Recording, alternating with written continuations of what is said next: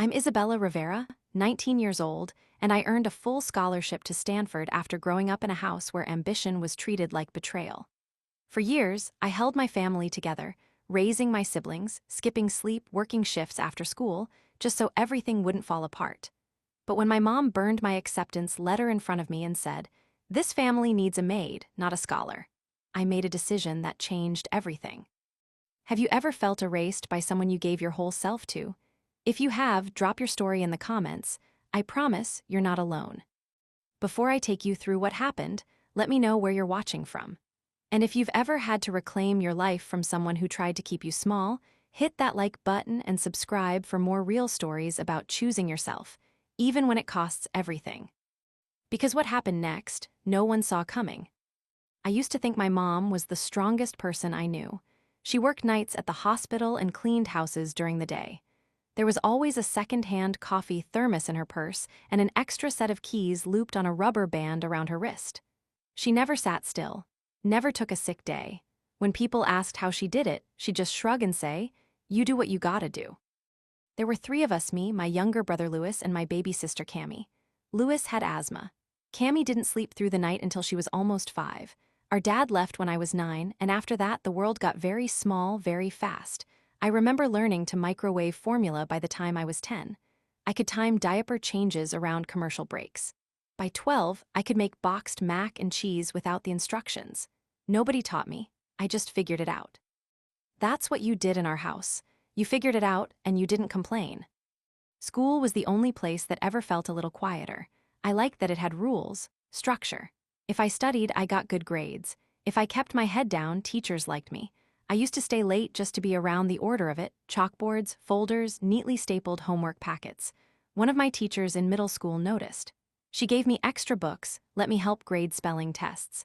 I think that was the first time I realized I was good at something outside the house. At home, I didn't talk about school unless I had to. If I came home excited about a paper I wrote or a test I aced, my mom would nod without looking up from the sink. Once, I brought home a certificate for perfect attendance and put it on the fridge. The next morning, it was gone. I never asked why. As I got older, the gaps between me and everyone else started to stretch wider. In high school, I was placed in all honors classes. I joined the debate team. My guidance counselor encouraged me to apply for summer programs. I found one at a university 2 hours away, free, full scholarship, focused on science and engineering. When I told my mom, she stared at me like I'd just said I wanted to join the circus. "And who's supposed to watch the kids?" she asked. I thought maybe Louis could. "No, Louis is 13. I dropped it. The brochure stayed folded in my drawer for the rest of the summer. Still, I kept going. I studied late at night after Cammie fell asleep. I took the SATs with no prep courses, just borrowed books from the library and practiced during my lunch breaks. I brought home report cards with straight A's and put them on the counter. My mom never picked them up. She didn't stop me from succeeding, exactly. She just didn't participate. Like if she ignored it long enough, it would stop being real. When I got a part-time job at the grocery store down the street, it wasn't for spending money. I bought my own school supplies, paid for my college application fees, and still came home to do the dishes. There were nights when I'd stay up until 2 a.m. studying, only to wake up 4 hours later to get Cammie dressed for school. I kept telling myself it would pay off eventually. Stanford wasn't on my radar at first. Not because I didn't want to go, but because it felt too far away from home, from reality, from what people like me did. But my AP English teacher pulled me aside one day and said, "You need to think bigger." She helped me write my essay, proofread every draft. I sent it in, thinking nothing would come of it. The day the email came, I was alone in the school library. I clicked the link twice, thinking it might be an error. When the page loaded and I saw "Congratulations," I stopped breathing for a second. I walked home in a daze.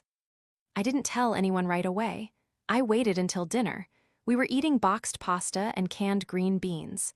The TV was on in the background. I waited until there was a commercial, then said it quickly. "I got into Stanford." Louis looked up, "Like the Stanford?" I nodded, full ride, tuition, housing, everything. My mom kept chewing. "Mom," I said, "did you hear me?" She set her fork down, wiped her mouth with a napkin. looked straight at me and said, "So what, you're just gonna leave? Who's gonna take care of things around here?" I was too stunned to respond. She pushed her chair back and stood, walked to the sink. "You think you're better than us now?" "No," I said, "that's not. We don't need some big fancy college girl around here, acting like she's too good for laundry duty." Louis was staring at his plate. Cammy had no idea what was going on. I didn't say anything else. I just went upstairs, sat on my bed. The acceptance letter was still open on my phone. I stared at it for a long time. That was the night I realized something I hadn't let myself believe before. My mom didn't want me to leave, not because she needed me, because if I left, she couldn't control the story anymore. Couldn't say we were all in this together. Couldn't keep pretending I was just another version of her. It wasn't jealousy, exactly. It was ownership. She thought I owed her my life because she gave me one. And in some ways, I agreed. I just didn't realize how much until that moment. Before the letter, there were other moments, small ones, that should have warned me. I didn't think much of them at the time. Just figured she was tired, stressed, dealing with too much. I made excuses for her like it was a second language. The first time I brought up the SATs, I was proud. I'd studied on my own for weeks, late nights with borrowed prep books, scratch paper, and an old calculator missing the 7 key. I got a 1510. When I told her, I expected at least a nod. Instead, she raised her eyebrows. "Don't act like you invented the alphabet." That was it, no good job. No, I'm proud of you. Just a dry remark, then back to folding laundry. I remember wondering if maybe she didn't understand what the number meant. But when I explained it, she said, "So what? That gonna pay the electric bill." I let it go. Then there was the summer research program I got into the year before Stanford.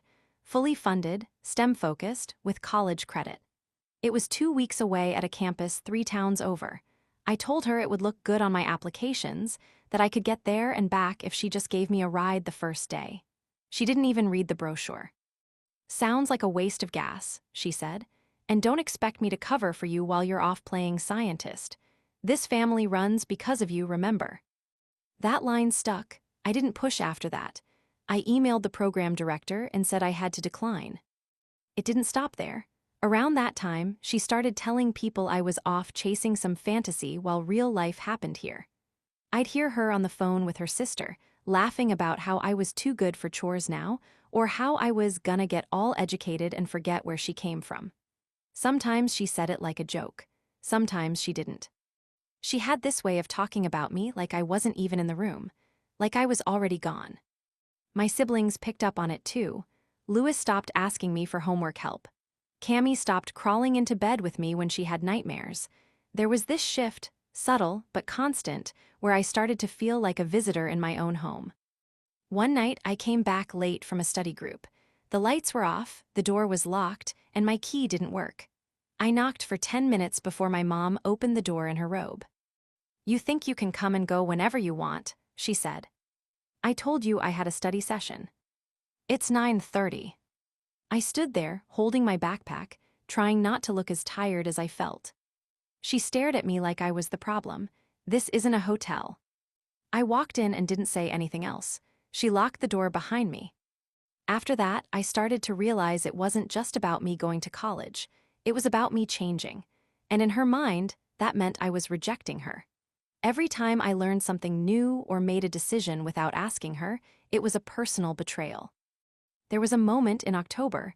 I remember it because I had just submitted my college applications. I was sitting at the kitchen table filling out FAFSA forms. She glanced at the papers and asked, "What's all that?" "Financial aid stuff," I said. "They need income info." She grabbed the paper out of my hand and scanned it. "Why are they asking about me?" "Because you're my parent." She rolled her eyes. "I didn't sign up for any of this." I kept filling it out anyway. She didn't give me the tax forms I needed, so I had to ask a teacher how to request them from the IRS. When I finally got them, she said, "All this just to leave us behind." There was something mean about the way she said it. Not angry, mean, like she wanted it to sting. I told my counselor, Ms. Reeves, about some of it. Not everything, just enough for her to get the picture. She asked if things were okay at home, and I said, "They're fine. My mom's just practical." She gave me a long look. Smart girls from small towns usually learn early when not to rock the boat, she said. But you're allowed to want more. It doesn't make you disloyal. It was the first time someone had said that to me out loud. I didn't realize how much I needed to hear it. But back home, nothing changed. My mom had this way of cutting off conversations before they started. If I mentioned college, she changed the subject. If I brought up deadlines, she asked why I couldn't just go to the local community college and live at home. Free room and board, she said, seems like a smart choice to me. When I told her Stanford was offering a full ride, she shrugged. You think I'm impressed by fancy names? I don't think it was about the school. I think it was about control. If I went to Stanford, she wouldn't be able to watch me, steer me, correct me. She wouldn't be able to remind me that she was the reason I had anything at all. And maybe that scared her, or maybe it just pissed her off. I started noticing other things. She would go through my backpack, ask questions about where I'd been, who I was with, why I needed to stay late after school. If I didn't answer the right way, she'd get quiet. Ice cold. You don't tell me anything anymore, she said once. You've got secrets now. I'm just busy. Right, too busy for your family.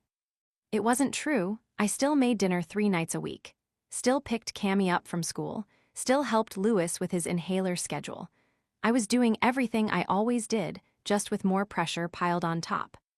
But that didn't matter, because in her eyes I'd already left. The more I tried to prove I hadn't, the more she twisted it. I remember this one night. We were watching TV, and a news segment came on about a girl from our state who got into Yale. My mom scoffed. Look at her. She's gonna go all the way to some big city and forget who she is. Probably come back in a few years thinking she's too good to say hello. I didn't say anything.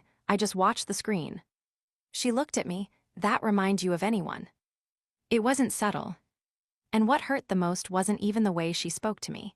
It was the way Lewis started echoing her. Don't forget about us when you're rich, he said one day. I laughed thinking he was joking, but he didn't smile. You always have your nose in a book, he added, like you don't even live here anymore. That's when I realized how easily my mom had convinced them that I was the one leaving them behind. Not that I was doing something hard and scary and worth supporting, but that I was abandoning them. For prestige. For selfishness. The house felt different after that. I still slept there, still cleaned up after dinner, still took care of everyone, but I wasn't part of the team anymore. I was the traitor. And the worst part, I didn't even know how to explain what I was doing, why it mattered, why I had to try. Because I wasn't chasing fantasy. I was trying to survive. The envelope was thick, one of those big ones that didn't bend. My name was printed neatly on the front. I knew what it meant the second I saw it in my locker. Stanford didn't send rejections in oversized envelopes. My hands were shaking when I opened it.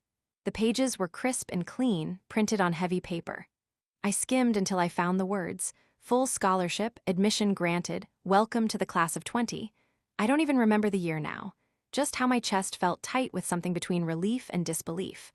I wanted to run laps around the school, scream in the hallway, tell someone, anyone, that I'd made it. But I didn't tell anyone at school, not right away. I wanted her to be the first to know. I walked home faster than usual. The letter was tucked inside my notebook, safe like something sacred. I kept reaching back to check that it hadn't slipped out. When I walked through the front door, she was sitting at the kitchen table, flipping through a grocery store flyer. There was a pot on the stove, something bubbling low. Cammy was on the floor drawing with markers. Lewis wasn't home yet. I stood in the doorway, waiting for her to look up. Hey, I said. She kept flipping the flyer. I got something today. Did you pick up the cereal? I hadn't, I was too excited. I'd forgotten. I got a letter from Stanford. Now she looked up. What do you mean? I got in, I said. Full ride, tuition, housing, everything. She stared at me for a second, then blinked. You serious? Yeah, I opened my notebook and pulled out the letter. I held it out, trying not to smile too hard. Here, you can read it. She didn't take it. Instead, she stood up, walked over and plucked the paper from my hand. Then she walked to the kitchen sink, turned on the tap for a second, turned it off, and reached into the drawer next to the stove. I heard the sound before I saw it, matchsticks. She struck one, lit the corner of the letter, and held it over the sink. "Mom." She didn't even look at me. Just let the flame eat the edges, let the paper curl and blacken and fall in pieces into the basin. "You're not leaving," she said. "This family needs a maid, not a scholar." I stood there, frozen. Cammy was still coloring. She didn't look up. The flyer rustled slightly from the fan. I didn't scream, I didn't cry. Something inside me just disconnected. She turned back to the stove, like nothing had happened. Stirred the pot with one hand, humming under her breath. I went upstairs. My backpack was still by the bed. I pulled it open and started packing whatever made sense: textbooks, socks, toothbrush, my phone charger. A few crumpled bills I'd tucked away from work shifts. I wasn't even thinking clearly. I just knew I couldn't sit at that dinner table like everything was normal. The bag was too heavy. I had to sit on it to zip it. I didn't know where I was going. I didn't even care. I came back downstairs an hour later. She was serving food onto chipped plates. Cammy was in her booster seat. Louis had come home by then and was setting out forks. Nobody looked at me. "I'm staying at Ms. Reeves's for a few nights," I said. She didn't respond. "I'll be in touch." Louis glanced at me, then looked away. I opened the door and stepped outside. The air was cooler than I expected. I walked half a block before I realized I hadn't brought a jacket. That night, I slept on a pull-out couch in Ms. Reeves's guest room. I didn't tell her everything, just enough to explain why I couldn't go back home. She didn't ask questions. She just handed me a blanket and said, "Get some rest, we'll figure it out." I stared at the ceiling most of the night. I kept thinking about how quiet it had been at the table, how easily she burned something I had worked years for, like it was a receipt, like it didn't matter. The next morning, I woke up early and walked to school before the bell. I used the library printer to pull up my acceptance email and print a new copy of the letter. It didn't feel the same. The paper was thinner. The ink was a little too light, but the words were there, still mine. I forwarded it to Ms. Reeves just in case. She said she knew someone in admissions, that if I needed help talking to the university, she'd back me up. I didn't know what that meant exactly, but I nodded. I didn't want to lose it again. Over the next few days, I stayed at her house. She didn't push. She just gave me space. Sometimes we ate dinner in silence. Sometimes she'd ask about classes or homework, but she never brought up my mom. Word got around school, not the whole story, just that I'd gotten into Stanford and wasn't living at home. A few teachers congratulated me. A few didn't say anything. At lunch one day, Louis came and sat next to me. He didn't have a tray. "Mom says you're being dramatic," he said, "that you faked the letter to get attention." I looked at him. "You know that's not true." He shrugged. "She says you made it up. She said they wouldn't want someone like you anyway." That one hit harder than I expected. "Do you believe her?" He didn't answer, just stood up and walked away. The next day, my phone rang while I was walking between classes. It was an unknown number. I almost didn't answer. "Hi, is this Isabella Rivera?" the voice asked. "Yes." "This is Dr. Keller, the university president at Stanford." I stopped walking. "I heard from a colleague that you might be having some difficulties confirming your enrollment." I didn't say anything at first. I couldn't. "We just wanted to reach out directly and let you know your scholarship stands. Your spot is confirmed. And if you need help transitioning out of your home situation, we can assist with that." I don't remember what I said, just that my voice shook and I was grateful no one else was in the hallway. Later that afternoon, I gave Ms. Reeves the number. She talked to them, helped me start the process for early housing. The university had a program for students in unusual circumstances. That's what they called it, unusual. Back at home, my mom was telling anyone who would listen that I'd snapped, that I was running away from responsibility, that I was disrespecting her by pretending to be something I was. But I didn't care what she said anymore, because now someone else believed me, someone powerful, someone who mattered. The part that stuck with me, what I couldn't shake, was how fast she destroyed it. No hesitation, no discussion, just flame. She knew what that letter meant, she knew how hard I'd worked, and she still burned it.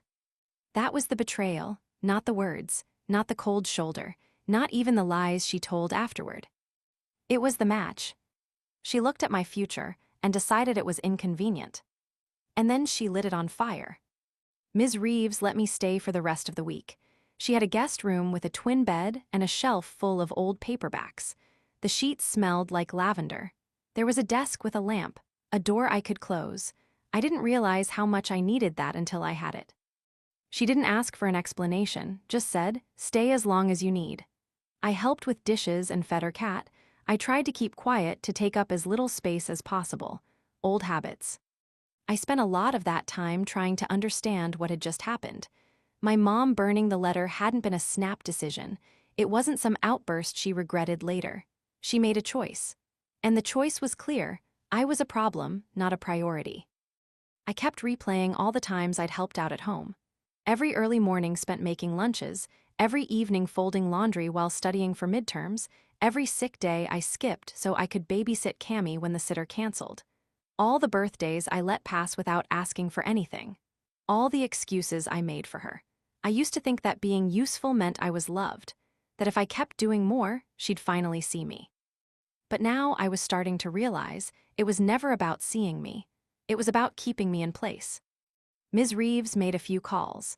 She talked to the admissions office and confirmed what they'd told me, that my offer still stood, and they were aware of students with complex family situations.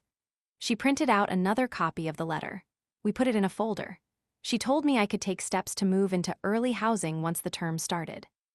"There's still time," she said. "You haven't lost anything." But it didn't feel that way. It felt like something had cracked, not just between me and my mom, but in me. Like I'd finally seen a version of the truth I couldn't unsee.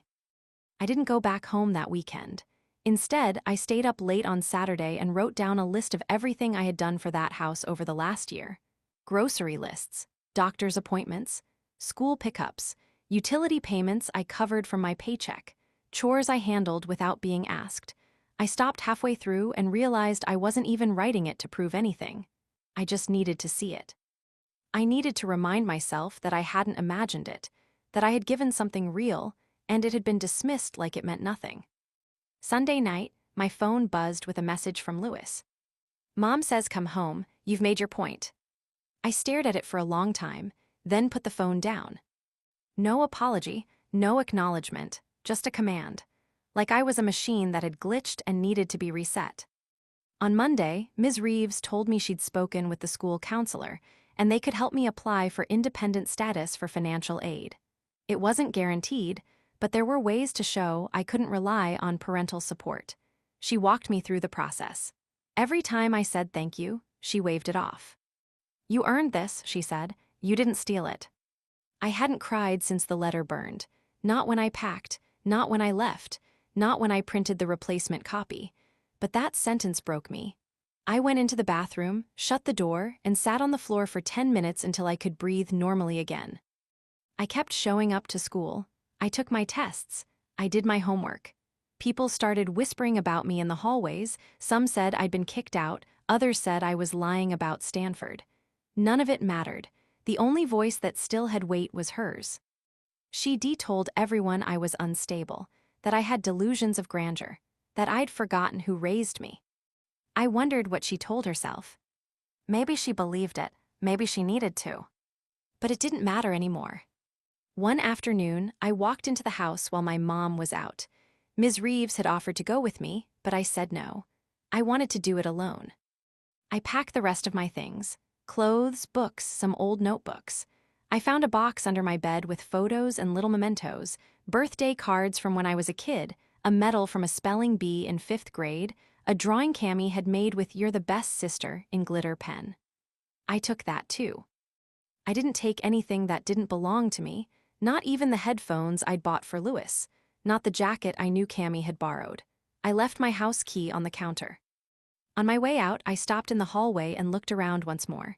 Same chipped tiles, same humming fridge, same quiet resentment in the walls. It wasn't mine anymore. That night, I moved into a temporary dorm on Stanford's campus. It was early, but they'd made an exception. I shared the suite with 2 other students from difficult backgrounds. One girl from Fresno, another from Detroit. We didn't say much at first. We didn't need to. The first morning I woke up there, I heard birds outside the window. Real quiet. No yelling, no banging pots. No one calling my name to come wipe something or fix something or explain something. I lay there for almost an hour, just listening. Then I got up, made tea in the common room, and opened my laptop. I had an orientation packet to fill out, a student ID to pick up, an entire future waiting. I kept thinking about something Ms. Reeves had said before I left. Your mom doesn't get to decide your worth. You're not an extension of her survival. She was right, but it was going to take time to unlearn it. Because I had lived my entire life trying to be helpful, to earn peace through usefulness, I thought if I carried enough weight, people would treat me with care. But some people don't want partners. They want proof that they're right to feel bitter. And when you stop playing that role, they don't just resist, they retaliate. I wasn't angry, not yet. I wasn't even sad. I was something else. Something that looked like distance, like finally letting the silence fill the space she used to occupy. The truth is, I didn't leave because of the letter. I left because I finally understood it was never going to be enough. Not the grades, not the chores, not the sacrifice. To her, I was useful, until I wasn't. And that was the deal I'd been living under without knowing it. Now I did. After I moved into the early dorm housing, things settled into a rhythm.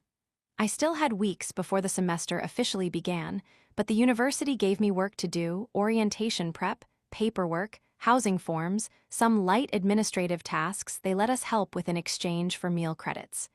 It wasn't glamorous, but it was calm, predictable. I was assigned a student mentor named Jess. She was a senior from Sacramento who had come through the same early arrival program. We met once a week in a windowless office with a chipped desk and a whiteboard no one used. You'll have to talk to financial aid, she said, pushing a folder across the desk. You'll need proof of your independent status, which usually means court documentation or a letter from someone in authority. I don't have court anything. Okay, she said, like that was just another variable. Then someone like a teacher, counselor, pastor, someone who knows your situation. I thought of Ms. Reeves immediately. I called her that night, and without hesitating, she said yes. I'll write the letter, she told me, and I'll send them the documentation. You don't need to worry about that part. When the email from financial aid came through, confirming the update to my status, I sat on my bed for a long time staring at it. It was official. I didn't need my mother to sign anything. I didn't need her tax returns. For the first time in my life, my progress didn't depend on her permission. I didn't call to tell her. Instead, I made another call. It took me a while to work up the nerve. The number was in one of the emails Stanford had sent after I first got in.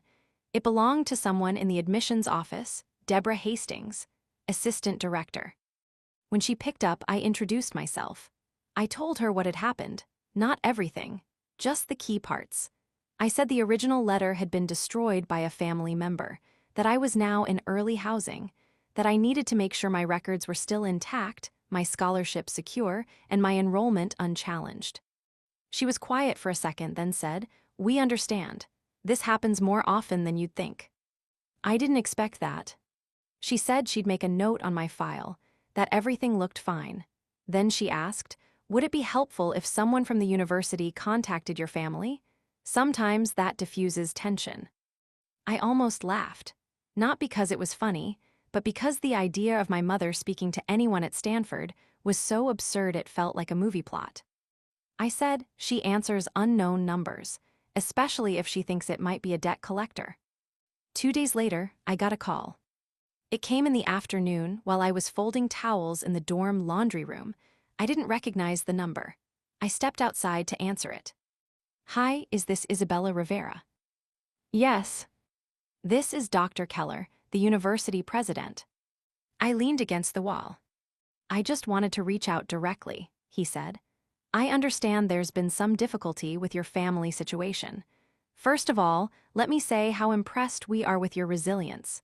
And second, we'd like to offer our support as you transition into this new phase." He didn't talk down to me. He didn't rush. He just laid it out. If I needed a contact for further documentation, they'd provide one.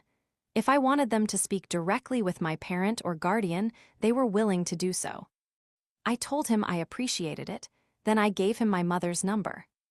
"You're sure?" he asked. "Yes," I said, "go ahead." That night, I watched from the hallway of Ms. Reeves's house. I had gone back to pick up the last of my things, some notebooks, a jacket I left in her guest room. My mom didn't know I'd be stopping by. She still thought I was at school, finishing up exams. Ms. Reeves said she'd be at her house for about an hour picking something up from a neighbor. I waited on the stairs. At exactly 6:04 p.m., her phone rang. I recognized the sound of the ringtone from all those nights she used to work the night shift and kept it turned up loud in case of emergencies. She picked it up, didn't look at the number first, just answered. "Hello." She paused. "Who?"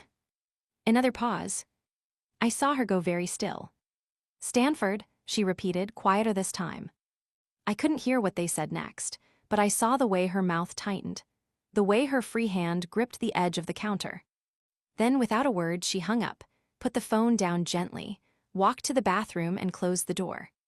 I waited a minute, then another. I didn't hear anything, no crying, no pacing, just silence. I stepped outside before she came back out. Didn't want her to see me, didn't want to give her a reason to perform something. She never mentioned the call to me. I don't know what the university president said. I don't know if she responded at all. But after that day, something shifted. The text stopped. The second-hand updates through Lewis went quiet. The noise died down. She didn't call to fight. She didn't call to beg. She just stopped. A week later, I got a manila envelope in the mail at the dorm. No return address. Inside was my birth certificate, my social security card, and a note with 2 words. "You're welcome." No signature. It wasn't an olive branch. It wasn't forgiveness. It was an administrative gesture. But it meant one thing clearly: she understood I didn't need her anymore. Not for paperwork, not for permission, not for anything. And I think that scared her more than anything else. Because for years, her power came from being the one I had to ask, from being the gatekeeper to the world. But now the gate was wide open, and I'd walked through it without her. I kept the envelope in the drawer of my desk. I never responded. There was nothing left to say. A few weeks later, school officially started. Campus filled up. My roommates arrived. Classes began. Orientation happened. I put my head down and did the work. Every now and then, I'd think about what she said the day she burned the letter. This family needs a maid, not a scholar. She was right about one thing. I'm not her maid. And I'm not coming back. The rumors started before orientation even ended. A friend of Ms. Reeves told her my mom was going around saying I'd lied to Stanford, that I forged the acceptance letter for attention. She told neighbors I'd had a breakdown, that I was confused and making up stories because I couldn't handle pressure. Apparently, she even said Stanford had called her to say there'd been a mistake and I wasn't actually admitted. The way she told it, she was the victim of a daughter who betrayed her, of a system that turned kids against their parents, of a school that didn't check its facts. But people started asking questions. One of the teachers I'd worked with on an extracurricular project emailed Ms. Reeves asking for clarification. A few others texted me directly to say congratulations. Someone must have sent around the link to my name on the Stanford early admit list, because by the end of the week, 3 more people messaged me just to say they knew the truth, and that she said some wild things. I didn't respond to any of it. I wasn't interested in defending myself to people who'd already made up their minds. But still, it was something to know the cracks were showing, that her version of the story wasn't sticking the way she wanted it to. Lewis texted me one night after midnight. "I saw the letter, the real one, in your notebook. I'm sorry." I stared at it for a long time before replying. I wasn't angry at him, not really, but I didn't know what to say either. We hadn't talked since that day at school when he told me I always had my nose in a book. I think part of him wanted to believe her. It was easier than believing he'd let it happen in front of him. "Thanks," I wrote back. "I'm okay." He didn't write again. I heard from Cammie a few weeks later through a voicemail. She was crying. She said she missed the bus, that mom was working and forgot to call a ride, and that she didn't know how to get to school. She was 9. Her voice cracked in the middle of the message. I listened to it twice, then deleted it. I had already made a decision not to be the one who fixed things anymore. I wasn't going to call my mom or book a ride or check in to make sure someone else stepped in. That was the hardest part, not because I didn't care, but because caring used to mean doing everything. And now, it had to mean doing nothing. A week after that, someone messaged me from a number I didn't recognize. No name, just a short sentence. She quit the hospital job, says she can't keep up. I knew what that meant. Without me handling everything at home, meals, rides, tracking appointments, she'd finally hit the limit. She used to say I made things easier, that I was reliable. I don't think she realized how much she depended on that until I was gone. I'd been holding up a system that looked like it functioned, but only because I kept it balanced on my back. And now, without me, it was collapsing. Meanwhile, I was figuring out how to live a different kind of life. I took a work-study position at the campus library. It wasn't glamorous, mostly shelving, data entry, occasional late-night front desk shifts, but it gave me structure. And for the first time in years, everything I did was for me. I wasn't staying up late to help someone else cram for a quiz. I wasn't budgeting my hours around errands or rides. I wasn't checking 3 calendars just to make sure everyone else was taken care of. I got up, went to class, clocked in, read my assigned chapters, ate dinner in the dining hall, and slept through the night. Nobody needed me for anything. And I didn't realize how much that weighed until it was gone. The first time I stayed in bed past 8 a.m., I felt guilty. Then I didn't. The second time I said no to someone who asked for help moving dorm furniture, I felt like I was being selfish.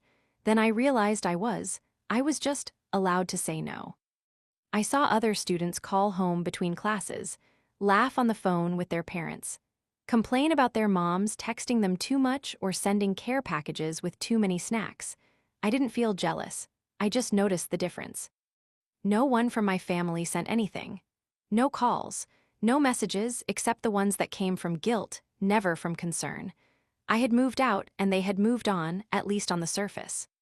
One night in early October, I walked to the edge of campus where the trail looped behind the science building. There was a bench there. I sat for a while, just watching the lights from the dorms flicker in the distance. And I thought about how much time I had spent trying to be enough for people who didn't know how to value anything that wasn't sacrifice. There had always been this unspoken rule in our house. The more you gave up, the more you proved you loved them. If you were tired, that was good. It meant you were doing your part. If you never asked for anything, that was even better. But now, I was starting to understand something I'd never been allowed to believe before. That love wasn't supposed to feel like a job. That you didn't owe someone your life just because they gave you theirs. And maybe, just maybe, love without strings didn't have to be earned. I started making a list, not a formal one, just in the back of my notebook, of things I wanted for myself. Not things I wanted to achieve, things I wanted to feel. Rested, safe, curious, unafraid to speak. It was small at first, then it grew. At work, I started talking more with the other student employees. There was one girl, Lena, who was studying political science and wanted to be a public defender. We'd shelve books side by side and trade stories about high school teachers and weird dorm neighbors. She didn't ask me about my family. I didn't offer. That was the kind of friendship I needed. I wasn't thriving exactly, not yet, but I was building something, quietly, on my own terms. A month later, I got a letter from Stanford's support office. They de-reviewed my independent status and finalized my aid package. It was more than I expected. Enough to cover summer housing. Enough to stay on campus year-round. I folded it carefully and taped it inside my closet door. Not to prove anything, not to show anyone. Just to remind myself, the worst had already happened, and I was still here. Still standing, still choosing myself even when it was hard, especially when it was hard. A year passed quietly. No drama, no phone calls in the middle of the night, no lectures about forgetting where I came from. Just classes, part-time work, early mornings in the library and late nights rereading my notes. It wasn't easy. I struggled, especially that first winter. I'd gone from being the smartest kid in a small town to just one of many in a lecture hall full of students who seemed born for this. They talked differently, walked like they belonged, knew what to say in office hours, how to build rapport with professors. I had to learn all of that on the fly. But I kept going, not because I was fearless, because I didn't have another choice. I knew what I'd left behind. I wasn't going back. Then, almost exactly 1 year after I moved out, something arrived in my campus mailbox. A small envelope, no return address, my name in block letters on the front. Inside was a birthday card. Generic, pale blue, with a glittery balloon on the front and a printed message that read, "Hope your day is filled with joy." There was no signature. Just $100 bill folded into the shape of a paper star, taped to the inside. I turned it over twice in my hands. I knew where it came from. No one else folded bills like that. She used to do it for Louis and Cammie on their birthdays, sometimes 5s or 10s, slipped into cereal boxes or wrapped in socks. It was one of her things. A little effort instead of a real conversation. I sat with it for a while, then I picked up my phone. I didn't call because I wanted to talk. I didn't miss her. I didn't feel a wave of forgiveness. I just didn't want silence to feel like permission to rewrite history. She answered after 2 rings. "Hello." "It's me," I said. "I got the card."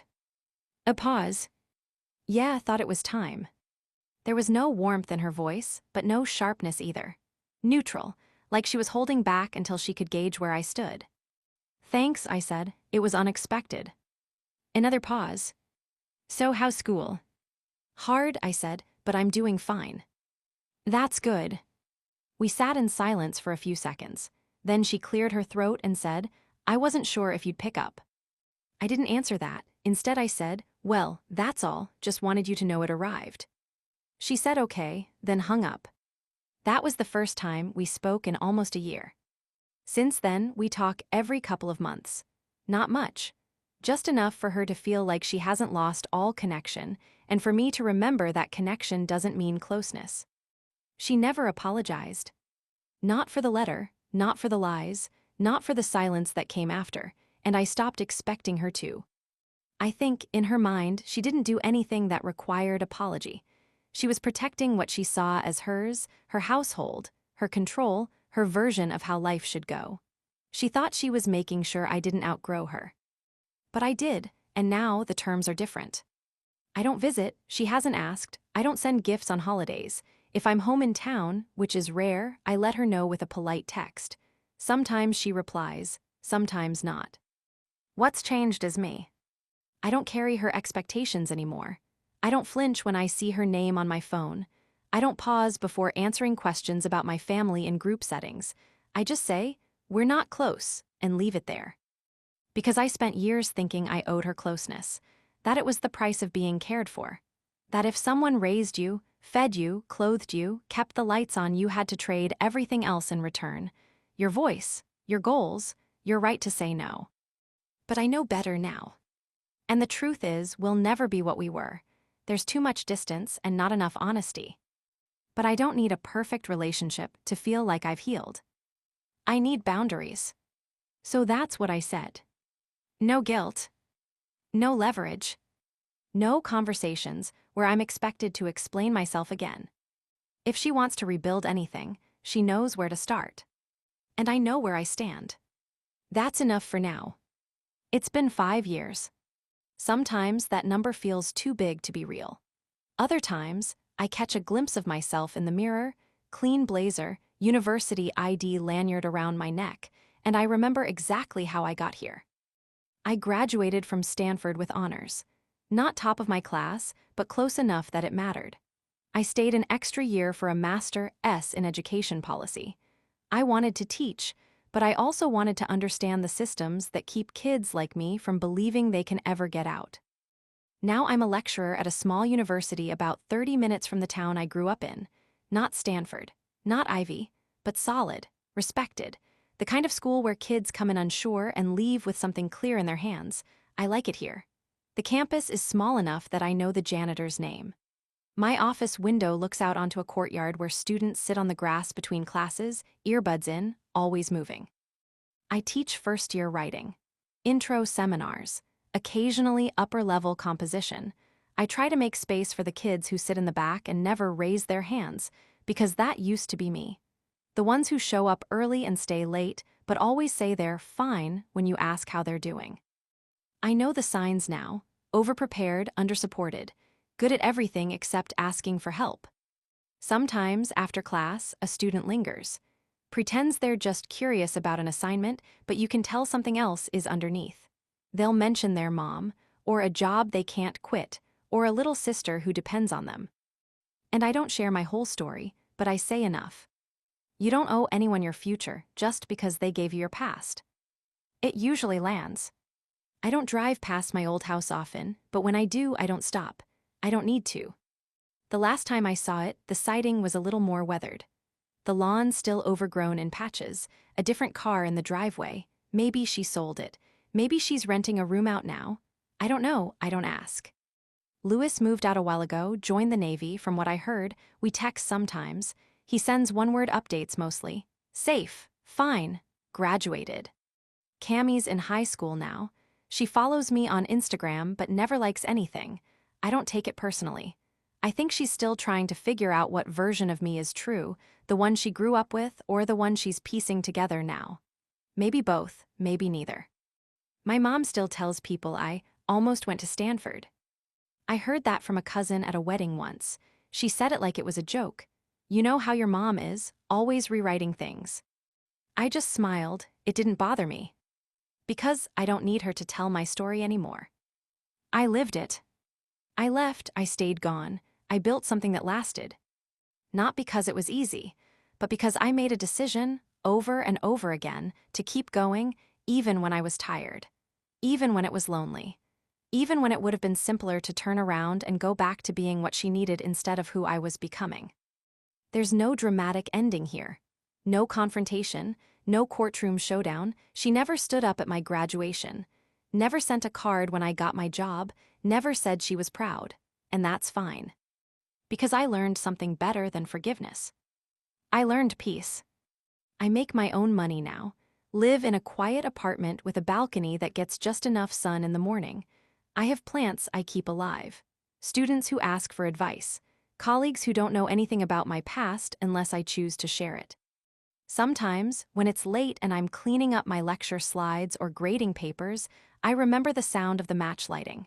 The way she didn't flinch, the way I didn't either. I used to think justice meant proving her wrong. Now I know it just means continuing to live well. Sometimes justice isn't loud. It's not vindictive or flashy or final. Sometimes, justice is waking up every day in a life you built for yourself, one that no one can take away, rewrite, or burn. That's enough. Thanks for listening to my story.